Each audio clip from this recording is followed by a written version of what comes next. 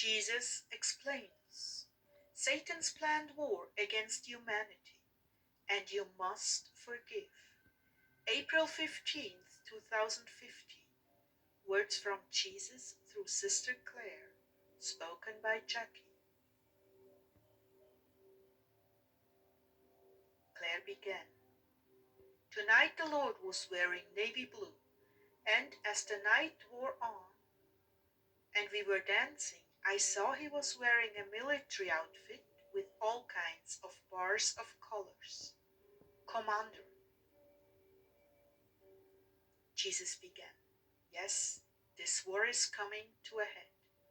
Please keep in mind this message was originally given on April 15th, 2015. The parts are all scripted, one by one. They come into play, the players appointed by destiny. Obama, the man of sin, stands in the central position. Scripting for him was done eons ago. Each player has their role and their orders. All that remains now is the commencement, and at the proper time the signal will be given. How lucrative this war will be for Satan. This is precisely why I've been hoping to hold it off. But time has reached its fullness, and it will begin any day now. Never in the history of mankind has such atrocity been planned and executed. Never in the history of the world will it occur again. This is the appointed time for the cleansing of the earth from all filth, disease brought to its fullness by the demonic powers that be, with the full cooperation of man in his greed. What will transpire is the decimation of millions of souls. For some there is nowhere to go but hell. For others they shall be saved as going through the fire. My bride will not see any of this. She has been brought to a place of sensitivity because of her union with me that precludes her being exposed to such horrors as will come upon mankind. But Lord, will she not be here for a nuclear strike? My love, this is only the beginning of woes, only the beginning. Wave upon wave of disaster will befall the earth. Nuclear annihilation is but one in the series of scores of catastrophes and judgments. I want you to be well aware of what is about to transpire in these coming days. Eye has not seen, ear has not heard, what the wickedness of man has brought upon itself. I would really like to understand, but if this knowledge is not for me to have, so be it.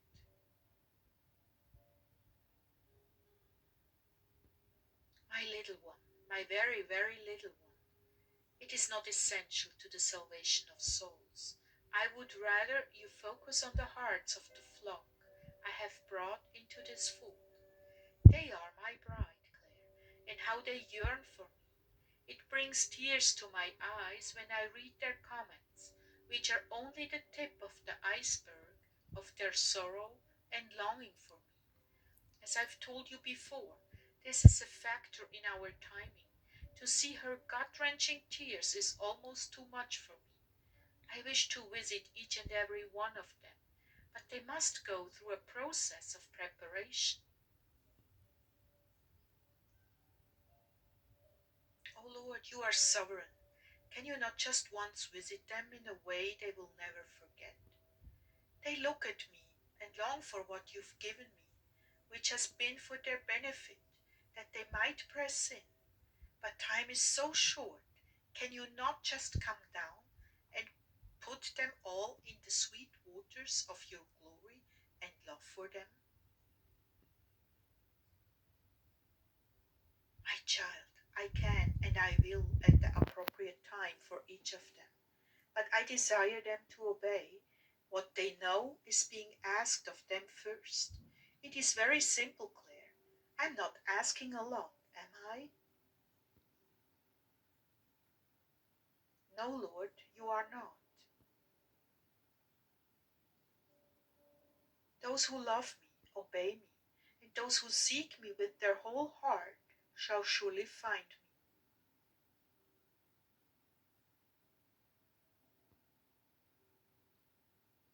Now returning to the original scene, in my military attire, I don't want you to mourn over this situation.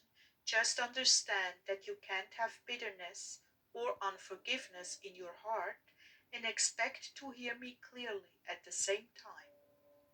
Pass it on. There are those on your channel who have not forgiven themselves or others, and I deliberately had you do a forgiveness meditation for them so that they would be free and clear to hear from me. But some have not done this.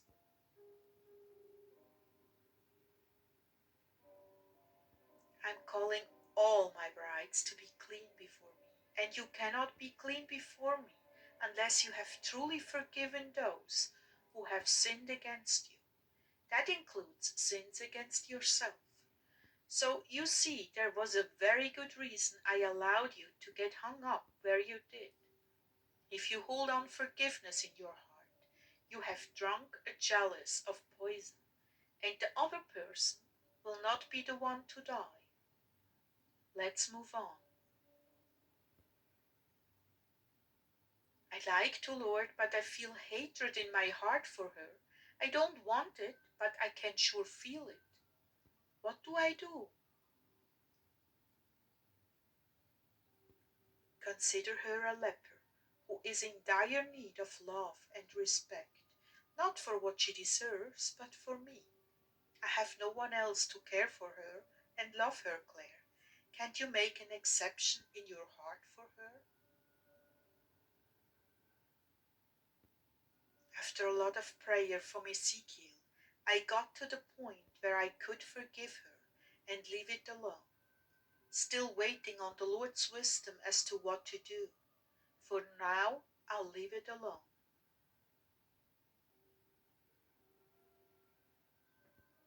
Thank you, Clare. That's the right thing to do. You will see the wisdom in letting it go. I have covered for you, and I will continue to cover for you. Thank you, my bride. I know you're hurting. I know you're frustrated. I know she's taken advantage of your kindness. But what is the price tag on a soul?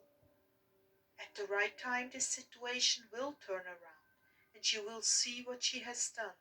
And then I can step in with love and forgiveness, and she may very well give her heart to me. At least you've done all I asked you to do. I couldn't ask for more. Was there anything else, Lord? Don't you think that's quite enough? Truthfully, no.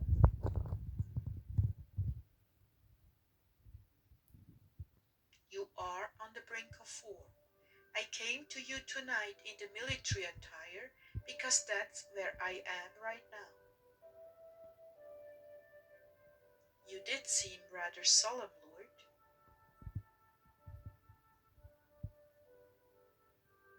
Yes, I have a lot on my mind. This is a place of extreme pain for me. It was nice to be comforted by you. I know things are growing more tense and intense around you. I need you all to hold on and continue to pray for the world and offer the sufferings you are enduring as a fast offering to bring more souls to me before the situation becomes impossible. That is, before the unrepentant souls die in the war.